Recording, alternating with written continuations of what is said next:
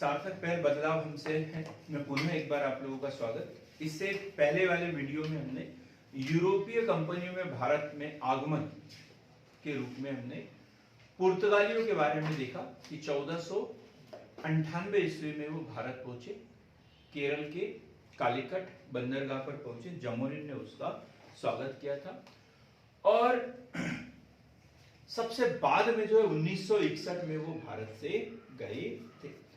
इसके बीच में देखते हैं कि पुर्तगालियों के बाद में दूसरी जो कंपनी है वो है डच कंपनी, जो पुर्तगालियों के बाद में भारत में आई। तो सबसे पहले जो स्थापना हुई है वो हुई है 1581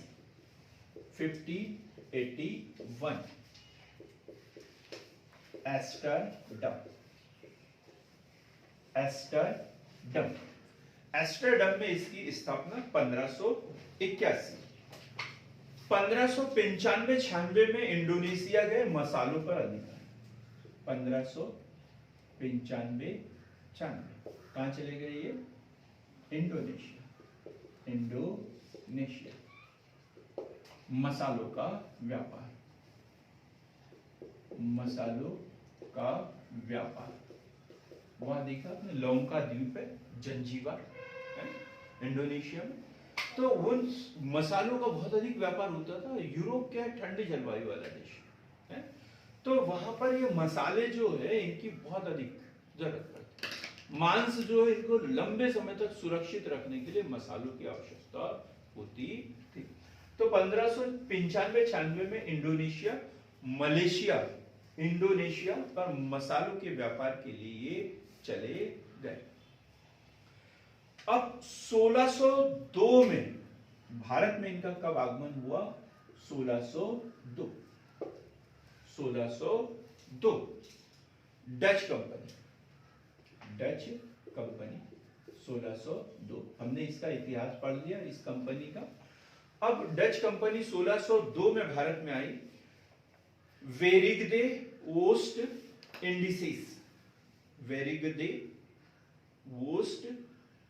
इंडिसेस, क्या नाम इसका?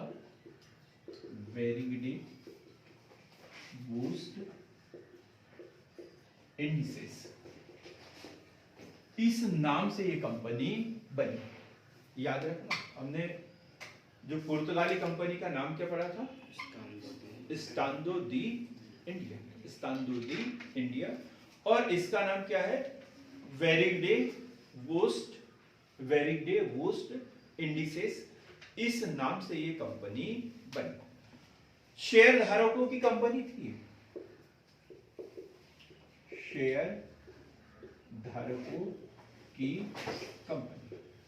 मतलब इसके बहुत सारे मालिक थे और उन्होंने पैसा जमा किया तो फिर इस कंपनी का गठन किया था। शेयर धारकों की कंपनी 200 वर्षों तक अधिकतम मुनाफा देने वाली कंपनी रही है। 200 वर्षों तक अधिकतम मुनाफा देने वाली कंपनी बनी। VOC इनका कोड वर्ड होता था। जैसे यूनिफॉर्म वगैरह बनती है तो उसके ऊपर ये लिखा हुआ होता था VOC, वेरिगदे वोस्ट इंडिसेस, ये कंपनी का शॉर्ट फॉर्म। VOC के नाम से भारत में आई थी।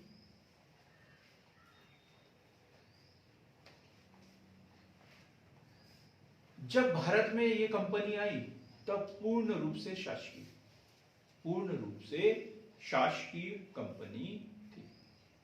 स्थापना जब हुई थी तो शेयर होल्डरों की कंपनी थी, लेकिन जब भारत में आई तब एक ऐसी पूर्ण रूप से शासकीय कंपनी थी। रुचि कहां थी इनकी? रुचि जो है इनकी भारत से ज्यादा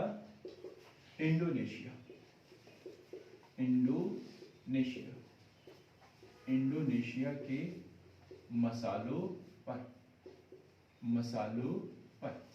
ये क्वेश्चन बनता है। जैसे पुर्तगाल के बारे में पढ़ा तो पुर्तगाल की रुचि कहाँ पर थी? ब्राजील पर। और इनकी रुचि कहाँ पर?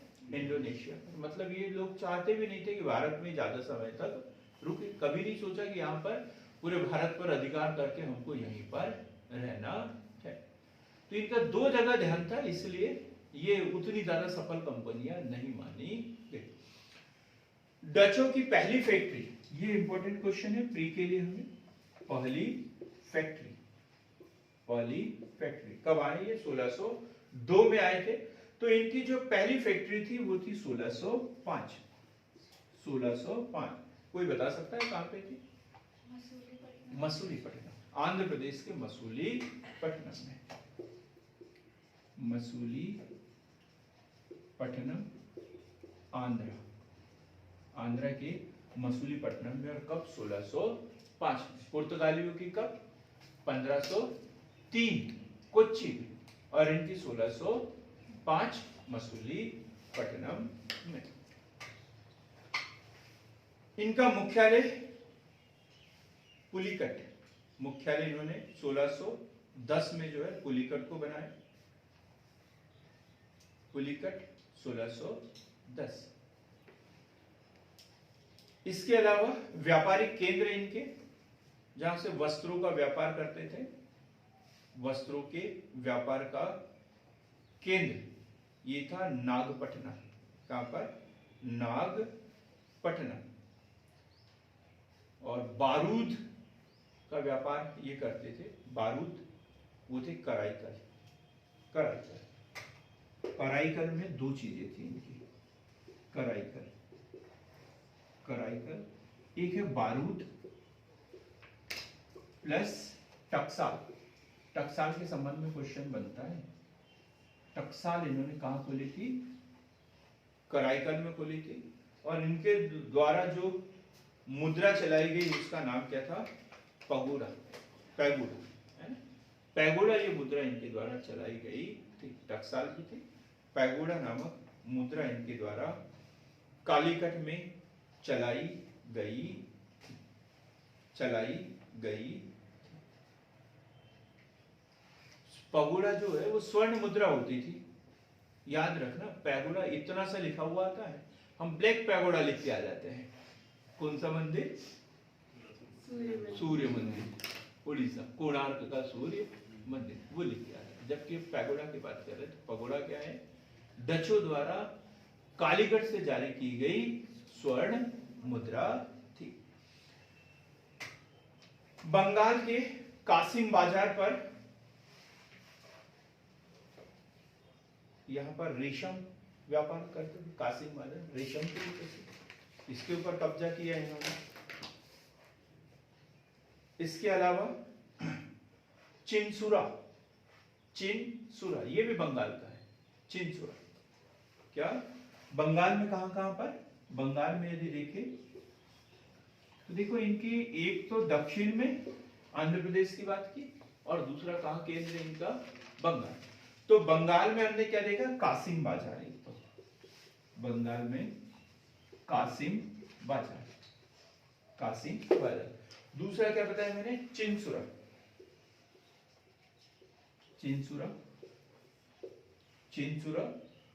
और बालासोर।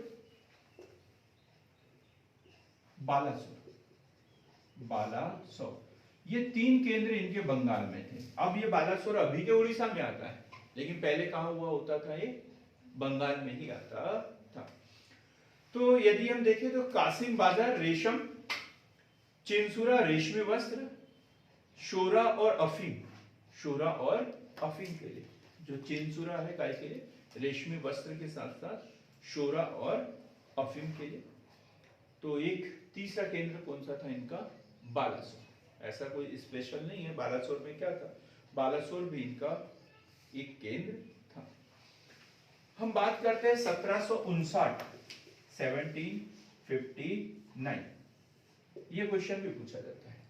देखो अंग्रेजों से इनका संघर्ष हुआ, कब हुआ, क्या क्या हुआ। जब अंग्रेज हम पढ़ेंगे, क्योंकि उसको 4 दिन पढ़ना है, तो अंग्रेज जब पढ़ेंगे तो पूरा डिटेल में पढ़ेंगे, इसलिए हम जो सिर्फ और सिर्फ डचों से संबंधित है, वो की पॉइंट पर इसमें हम चर्चा करेंगे। तो डचों से संबंधित है बेदरा का युद्ध। वेदरा, वेदरा या बकरी का बेदरा। तो वेदरा का युद्ध 1759, अंग्रेजों द्वारा डचों को पराजित कर भारत से भगा दिया गया। भारत से भगा दिया गया। क्लियर हो गया ये? अंग्रेजों से भारत को भगा, डचों को भारत से भगा दिया गया। ये क्वेश्चन याद रखना। 1759 बेदरा का युद्ध किन किन के बीच में? अंग्रेजों और डचों के बीच में। इसके बाद में इनके बीच में पेरिस की संधि वगैरह होगी, पेरिस की संधि होगी, और उसमें बोलेंगे कि अब जितना भी है बंगाल जो है ये अंग्रेजों को दे देंगे और यहाँ से चले जाएंगे। वो हम जब अंग्रेज पढ़ेंगे तब डिटेल में पढ़ेंगे। अब ये क्वेश्चन उठता है कि इनके पतन के कारण क्या थे? पतन के कारण क्या थे? पतन के कारण, डचों के पतन के कारण, डचों के पतन के कारण। तो पहला कारण जो आप लोगों को पता है क्या? ये कंपनी पूर्ण रूप से शासकीय थी। शासकीय थी। अब देखो हॉलैंड कितनी दूर देश रहा और ये यहां पर है। अब इनको कोई तब ऐसा मोबाइल या ईमेल या ये तो कुछ होता नहीं था कि जो सम्राट आदेश दे दे और ये तुरंत उसे फॉलो कर दे। यहाँ क्या परिस्थितियां हुई है राजा को नहीं मालूम, वहां नहीं मालूम, ठीक। और राजा क्या बोलने वाला है इन लोगों को नहीं मालूम, तो आपसे संपर्क नहीं हो पाता था इनका। तो इसलिए ये कोई निर्णय ही नहीं ले पाते थे, ठीक। लिखेंगे कंपनी का सरकारी नियंत्रण में होना, कंपनी का सरकारी नियंत्रण में होना। दूसरा पॉइंट, सरकारी कंपनी के कर्मचारियों का भ्रष्ट स्वभाव। सरकारी कंपनियों के कर्मचारियों का भ्रष्ट स्वभाव, भ्रष्ट स्वभाव।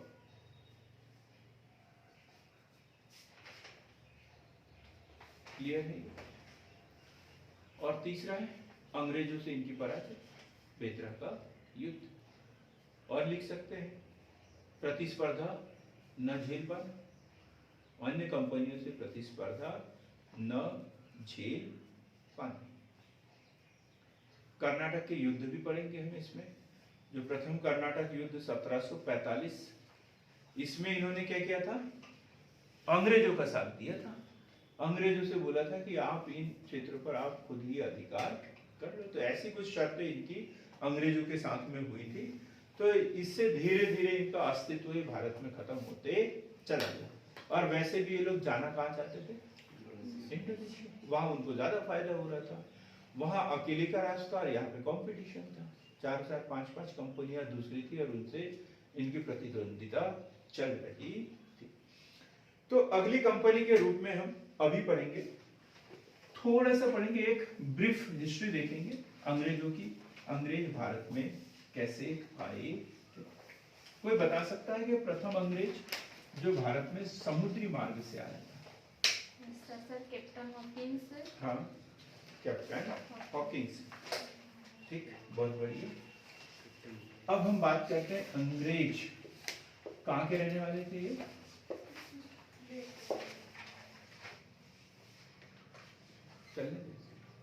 अंग्रेज कहाँ के रहने वाले थे? ग्रेट ब्रिटेन के, ब्रिटेन के या इंग्लैंड के? इंग्लैंड। कहाँ के? इंग्लैंड के अंग्रेज, इंग्लैंड के अंग्रेज। हम पढ़ेंगे आगे कि ग्रेट ब्रिटेन कैसे बनेगा, ब्रिटेन कैसे बनेगा, यूके यूनाइटेड किंगडम कैसे बनेगा। एक एक चीज हम पढ़ेंगे और इसी पार्ट के अंतर्गत हम पढ़ेंगे। तो अभी बात कर रहे हैं हम अंग्रेजों की। हम सबसे पहले बात करते हैं 1599। 1599 John Mildenhall. John Mildenhall. John Mildenhall प्रथम ब्रिटिश यात्री।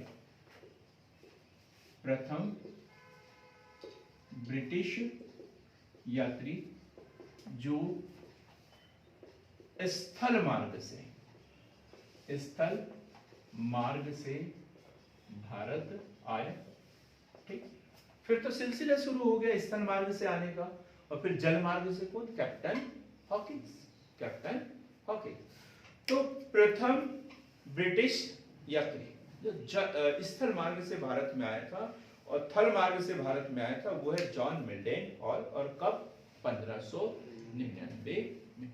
1599 the governor of merchant London training industries. क्या नाम? एक कंपनी थी इसकी, कंपनी का नाम 1599 में, हम फिर बात करते हैं 1599 में एक कंपनी की बात करते हैं, the merchants adventures. The merchant adventures, ये शॉर्ट नाम है उसका। ठीक, मर्चेंट एडवेंचर्स ये शॉर्ट नाम है, जबकि पूरा क्या है? The governor and merchant London training into industries. ऐसे पूरी कंपनी हुआ करती थी, लेकिन जब उसे विदेश में भेजा गया तब उसका नाम क्या रखा? The merchant adventures. Merchant adventures. Merchant adventures. पहले जो कंपनी बताया क्या? The governor and merchants London training into east Indies. इसको लिखने की भी जरूरत नहीं, बोल दिया मैंने, लेकिन इसका भारत से कोई लेना देना नहीं है। पहले एक कंपनी ऐसी वहां हुआ करती थी और वो प्लानिंग कर रहे थे कि भारत में हमें व्यापार करने के लिए जाना है, लेकिन वो उनके जो सम्राट थे उससे अनुमति लेना था, तो अनुमति उनको उस समय मिली नहीं थी। तो कब? 1599 मर्चेंट एडवेंचर्स नामक दल द्वारा अंग्रेजी ईस्ट इंडिया कंपनी की स्थापना की गई। नामक दल द्वारा अंग्रेजी ईस्ट इंडिया कंपनी की स्थापना की गई। ये याद रखना है अपने को।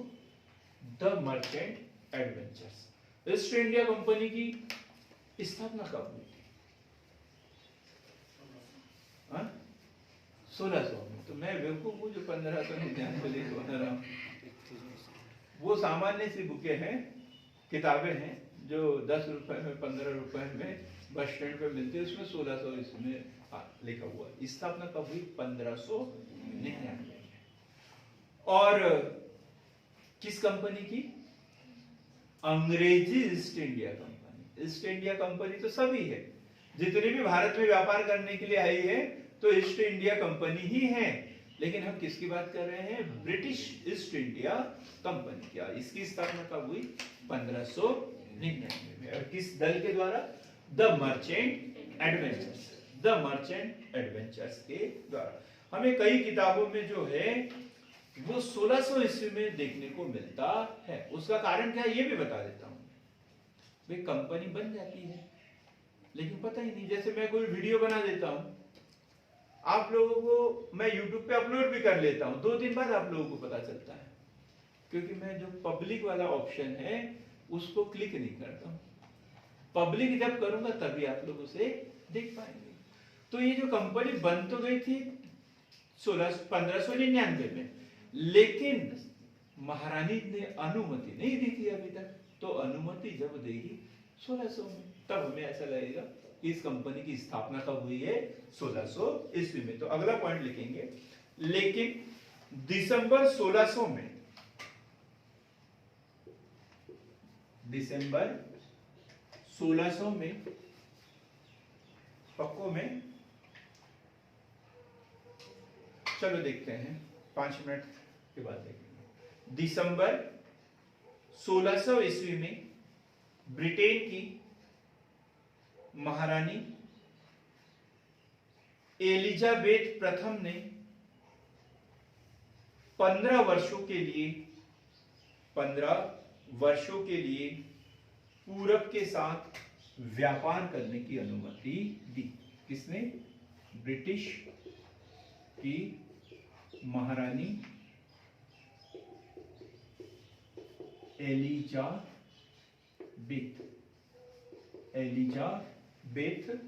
प्रथम ने 15 वर्षों के लिए पूर्व के साथ व्यापार करने की अनुमति दी। इसको जरा ये कनेक्ट करो तो किसी इससे दूसरे मोबाइल से वाईफाई कनेक्ट करो। तो दिसंबर 1600 में ब्रिटिश की महारानी एलिजाबेथ प्रथम ने 15 वर्षों के लिए पूर्व के साथ व्यापार करने की अनुमति दी। लेकिन क्या हुआ? 1603 में ही महारानी की मृत्यु। 1603 में महारानी की मृत्यु, तो फिर दिक्कत। और वहां के शासक कौन बने? जेम्स प्रथम। अब हम बात करते हैं 1609 में। 1609 में जेम्स प्रथम द्वारा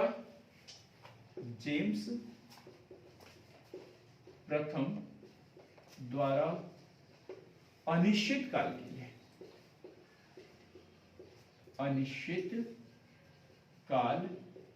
के लिए पहले क्या था, इनका 15 साल का दे दी, तो फिर उसको एग्रीमेंट को बढ़ाना था, फिर 15 साल के बाद जाना था। जेम्स प्रथम ने क्या बोला? बार बार कौन अनुमति दे आपको? आप तो जब तक व्यापार करना है करते रहो। इससे पहले की ये घटना आपने पढ़ी थी, कैप्टन हॉकिंग्स कब की बात कर रहे हैं? 1605 में क्या किया था? कैप्टन हॉकिंग्स को इन्होंने एक पत्र दिया अकबर के नाम 1605 में। और जाओ भारत में जाओ, और भारत का शासक कौन है? जहांगीर है। नहीं, अकबर है। वहां जाओ। हाँ, तो अकबर है, वहां जाओ और आप व्यापार करने के लिए कुछ समझौता वगैरह करो।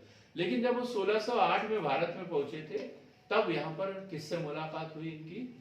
जहांगीर से हुई थी। और कहां पर? वो भी अजमेर। वो आगरा गए थे, लेकिन वहां नहीं मिले, तो उनसे मिलने के लिए वो अजमेर गए हुए थे। तो ये हमने देखा दो घटनाएं।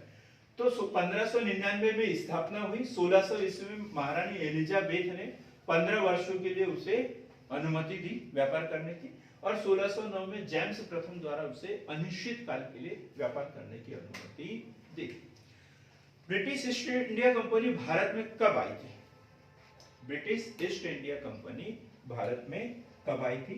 तो 1604 में British East India Company Bharat आई। कब? 1604 में। 1604 में British East India Company Bharat में आई थी। 1608 में कैप्टन हॉकिंग्स, 1608 में कौन? कैप्टन हॉकिंग्स जो है वो जहांगीर के दरबार में आया। और क्या जानता था वो? दुभाषिया था, फारसी जानता था, अरबी फारसी भी जानता था, इंग्लिश तो जानता ही था, फारसी भाषा भी जानता था। जहांगीर बड़ा खुश हुआ और क्या उपाधि दी इसे? इंग्लिश खान की उपाधि दी। 400 का मनसबदार बनाए। वह दिल्ली के पास इन्हें जागीर प्रदान की। दिल्ली के पास इन्हें जागीर प्रदान की, जागीर प्रदान की। 6 फरवरी 1613, ये घटना भी महत्वपूर्ण है। कब? 6 फरवरी 1613। पढ़ा तो आप लोगों ने बहुत जगह होगा, लेकिन इतने सिस्टमेटिक तरीके से, इतने डाटा के साथ में कहीं आपको कोई क्लास नहीं मिलेगी। कल भी बोला था मैंने, आज भी बोल रहा हूं। 6 फरवरी 1613 जहांगीर के फरमान से सूरत में पहली व्यापारिक कोठी स्थापित की गई। देखो 2017 के पीएससी में क्वेश्चन पूछा गया है, पहली व्यापारिक कोठी कहां स्थापित की थी अंग्रेजों ने? तो कहीं मछलीपट्टनम बोल रहे, कहीं कुछ और भटकते फिर रहे थे। तो 6 फरवरी 1613 जहांगीर के फरमान से सूरत में पहली व्यापारिक कोठी स्थापित की गई और थॉमस एल्बर्ट के नेतृत्व में, थॉमस एल्बर्ट के नेतृत्व में। अब ये हो गया पहला दल, कैप्टन हॉकिंस वाला। ठीक, अब दूसरा दल कब आया? 18 सितंबर 1615। 18 सितंबर 1615। 18 सितंबर 1615 सर टॉमस रूक। ये कौन है? जेम्स प्रथम का प्रतिनिधि। पहले जो आया था हॉकिंस, वो कंपनी का प्रतिनिधि था, वो कंपनी का प्रतिनिधि था। और ये कौन है? ब्रिटिश सम्राट का प्रतिनिधि था, जेम्स प्रथम का प्रतिनिधि था। और कंपनी की जांच हेतु सूरत पहुंचा है। मतलब वो कंपनी के लिए आया था, कौन? हॉकिंस। और ये क्या देखने के लिए आया था कि ये कंपनी सही तरीके से काम कर भी रही है या नहीं। तो कंपनी की जांच करने के लिए सूरत पहुंचा था, सूरत पहुंचा था। जनवरी 1616, जनवरी 1616 में जहांगीर से मिलने अजमेर पहुंचा था, जहांगीर से मिलने अजमेर पहुंचा था। क्लियर हो गई यहां तक बात? दल की बात हमने देख ली। तो देखो इसकी जो व्यापारिक कोठी है वो कहां स्थापित हुई? 1613 में। कहां पर? सूरत में। लेकिन पहले इनको अनुमति मिली थी 1611 में। कहां पर? मछलीपट्टनम में। मछलीपट्टनम में इनको अनुमति मिली थी, लेकिन वहां पर पहले से कौन काबिज थे? डच। कौन थे? डच थे। तो फिर यहां इनका विरोध हुआ और इनकी अनुमति जो है वो कैंसिल हो गई। 1611 में कहां अनुमति मिली थी इन्हें? मछलीपट्टनम में। पहला अस्थायी व्यापारिक केंद्र इन्होंने खोला था, लेकिन मुख्य जो व्यापारिक केंद्र कोठी कहां खोली थी इन्होंने? 1613 में सूरत में। अब हम इसमें बात कर लेते हैं एक सुनहरा फरमान, सुनहरा फरमान, सुनहरा फरमान, और वो है 1632। 1632 1632 सुनहरा फरमान 1632, और वो है गोलकुंडा का सूबेदार, गोलकुंडा का सूबेदार, गोलकुंडा के सुल्तान के द्वारा, गोलकुंडा के सुल्तान के द्वारा क्या दिया है इनको? क्या सुनहरा फरमान था? बंदरगाह। हाँ, गुड, बहुत अच्छी बात। 500 पैगोडा, 500 पैगोडा वार्षिक, 500 पैगोडा वार्षिक कर के बदले स्वतंत्रता पूर्वक बंदरगाहों का व्यापार, बंदरगाहों का व्यापार। कब की घटना है ये? 1632। किसने दिया ये? गोलकुंडा के सुल्तान द्वारा। क्या? 500 पैगोडा वार्षिक कर के बदले स्वतंत्रता पूर्वक बंदरगाहों का व्यापार। जितने भी दक्षिण के बंदरगाह है वहां से ये व्यापार कर सकते हैं। और देना कितना है बदले में? सिर्फ 500 रुपए गुड़ा। एक बार दे देना और साल भर व्यापार करते रहना। अब हम दूसरी घटना पढ़ेंगे 1639। 1639 ये महत्वपूर्ण घटना हो सकती है। 1639 में फ्रांसिस डे नामक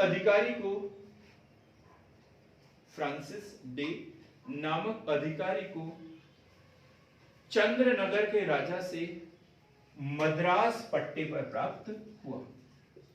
मद्रास पट्टे पर प्राप्त हुआ। मद्रास पट्टे पर प्राप्त हुआ कब?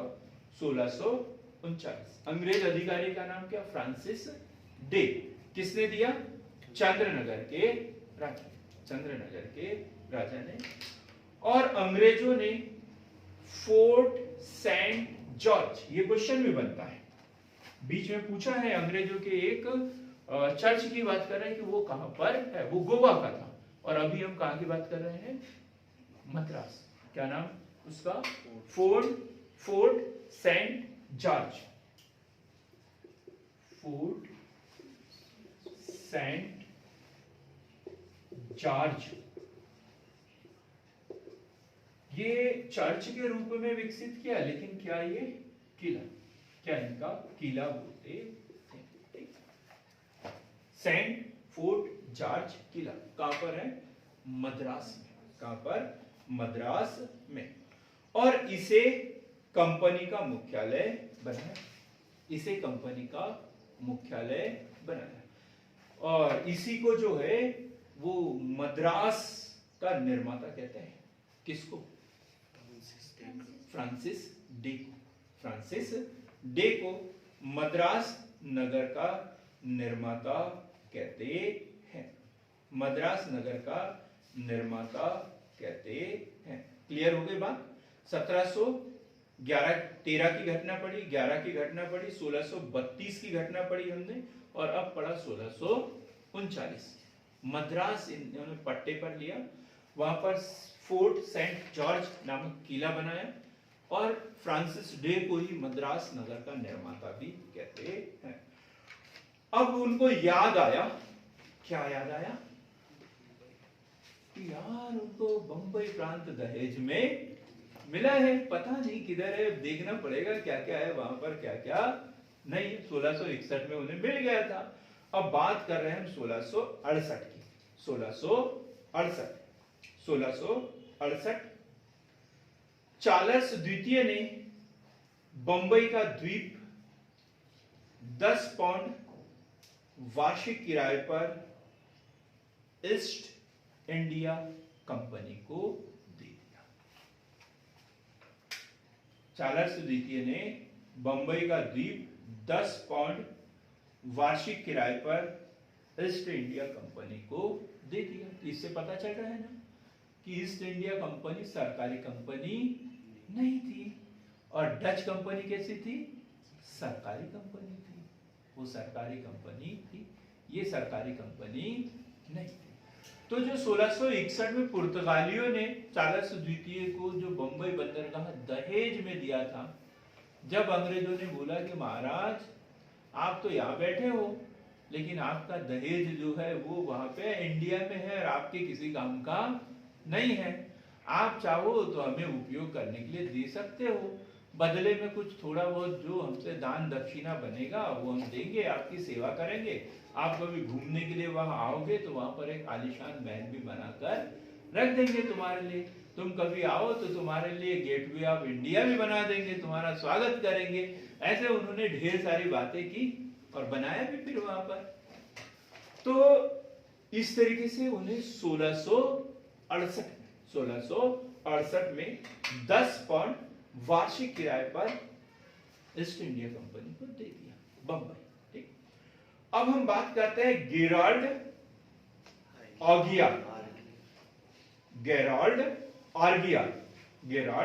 आर्गिया।